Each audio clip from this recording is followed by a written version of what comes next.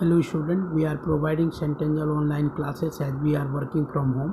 Today I will discuss class 12th chemistry chapter 8 topic F block elements.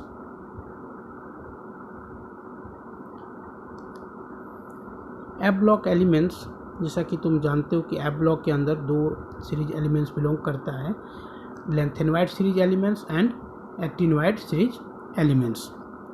Lengthenwide series elements already we have discussed in previous video, and today I will discuss here the actinide series elements. Actinide series elements. अब आप देखो एक्टिनवाइड series elements में यदि हम देखें तो इसका first element जो है एक्टिनम है, जिसका एटॉमिक नंबर 89 होता है, और लास्ट एलिमेंट्स लॉरेंशियम, जिसको हम LR से इंडिकेट करते हैं, जिसका एटॉमिक नंबर 103 होता है. यदि आप इसका कन्फिग्रेशन देखो तो आपको कन्फिग्रेशन जो एक्टिनवाइड का होगा वो होगा Rn nearest noble gas 6d1 and 7s2, and lawrencium का जो लास्ट कन्फिग्रेशन है वो है Rn 5f14 6d1 7s2.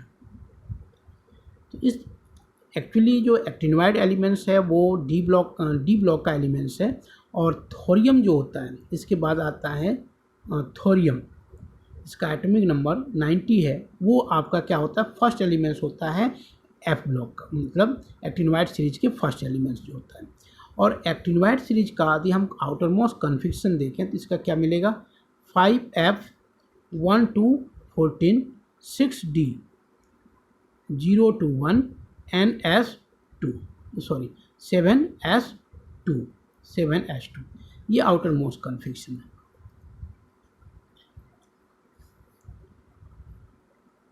यदि हम एटॉमिक रेडियाई, नेक्स्ट पॉइंट यदि हम देखें इसका एटॉमिक रेडियाई और आयोनिक रेडियाई, एटॉमिक रेडियाई और आयोनिक रेडियाई, तो क्या होता है, जैसे लेंथेनवाइड सीरीज में हमने देखा था कि लेंथेनम टू लुटेटियम क्या हो रहा था, डिक्रीज कर रहा था. उसी तरह से क्या होता है यहाँ पर एक्टिनम टू लॉरेंशियम डिक्रीज करता है ड्यू टू एक्टिनवाइड कंट्रैक्शन. यहाँ पर क्या हो जाएगा, ड्यू टू एक्टिनवाइड कंट्रैक्शन ये क्या हो रहा है, डिक्रीज कर रहा है. तो एटॉमिक रेडियाई और आयनिक रेडियाई यदि हम देखें तो Ac3+ का क्या होता है सबसे ज़्यादा देन द लॉरेंशियम 3+. तो यहाँ पर क्या हो रहा है, आपका डिक्रीज कर रहा है ड्यू टू एक्टिनवाइड कंट्रैक्शन. क्वेश्चन उठता है कि व्हाट इज एक्टिनवाइड कंट्रैक्शन. तो एक्टिनवाइड कंट्रैक्शन क्या होता है कि एक्चुअली एटॉमिक नंबर जैसे जैसे इंक्रीज करता है एक्टिनम टू लॉरेंशियम, तो इलेक्ट्रॉन्स एंटर करने लगता है 5f में बिफोर 6d. तो 5f जो है f orbital poor shielding cause करता है. तो पुअर शील्डिंग कॉज करने के चलते इफेक्टिव न्यूक्लियर चार्ज ग्रेजुअली क्या होता है, इंक्रीज करता है, जिससे क्या होता है कि इफेक्टिव न्यूक्लियर चार्ज ग्रेटर होने के चलते एटॉमिक रेडियाई धीरे धीरे क्या होने लगता है, स्मॉल होने लगता है, मतलब कंट्रैक्शन होने लगता है. और इसी फेनोमेना को हम क्या करते हैं, एक्टिनवाइड कंट्रैक्शन करते हैं.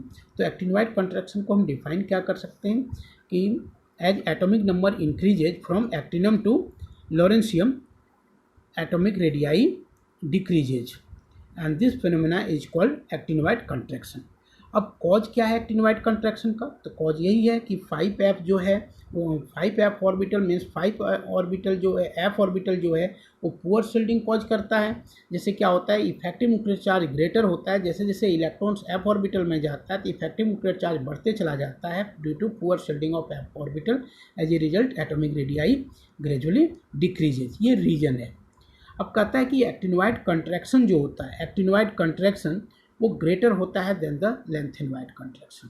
क्यों, क्वेश्चन है कि actinide contraction is greater than lanthanide contraction, why. तो यदि हम कंपेयर करें actinoid contraction and lanthanoid contraction, तो हम क्या पाते हैं कि लेंथेनोइड कंट्रैक्शन इसलिए होता है क्योंकि वहाँ पर 4F होता है, और एक्टिनोइड कंट्रैक्शन इसलिए होता है क्योंकि वहाँ पर यहाँ पर क्या है 5F है। तो 5F जो होता है वो मोर पुअर शील्डिंग कॉज करता है। 5F causes 5F orbital causes more poor shielding